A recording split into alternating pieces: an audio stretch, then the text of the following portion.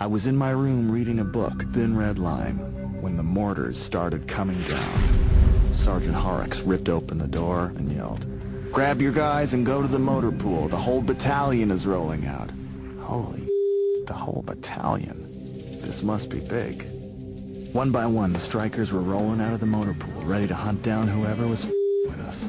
Soldiers in the hatches of the vehicles were hooting and hollering, yelling their war cries, doing the Indian yell thing as they locked and loaded their weapons.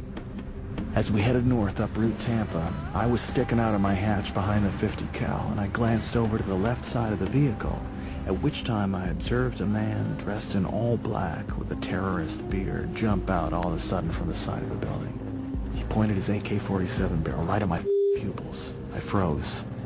Then a split second later, I saw the fire from his muzzle flash leaving the end of his barrel, brass shell casings exiting the side of his AK as he was shooting directly at me.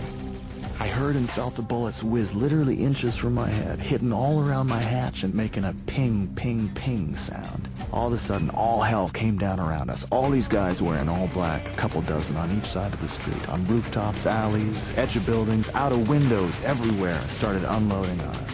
AK fire and multiple RPGs were flying at us from every single direction. IEDs were being ignited on both sides of the street. I kinda lost it and was yelling and screaming all sorts of things, mostly cuss words. I fired and fired and fired and fired and fired at everything. I saw a crowd of people suspiciously peeking around a corner at us. I pointed this out to Sergeant Horner. As he was shooting non-stop from his hatch, he told me to just shoot him, and he briefly explained to me these people had no business out on the street whatsoever. So I pointed the crosshairs right at him. Then I moved it to right above their heads and fired a burst. Just got them to disperse in a hurry. I could tell that they were just spectators. I was frantically scanning my sector when suddenly, about 300 meters away from us, I saw two guys with those red and white jihad towels wrapped around their heads, creeping around a corner. They were hunched down, hiding behind a stack of truck tires. I placed the crosshairs right on him and was about to waste him. For some reason, I didn't pull the trigger. Something told me I should wait for just one, maybe 2 more seconds. Then I saw another guy come creeping around that corner with an RPG in his hands. As soon as I saw that, I screamed as loud as I could, "RPG!" My crosshairs were bouncing all over, so I gathered my composure as fast as I could, put the crosshairs on him, and engaged him with a couple good 10-round bursts of some 50 cal, right at him. Nobody moved from behind those tires after that. We had to return to Fob Merez as we were running extremely low on fuel, ammo, and water, so we all mounted up and drove back to the Fob. I was smoking like a chimney. My nerves were completely shot.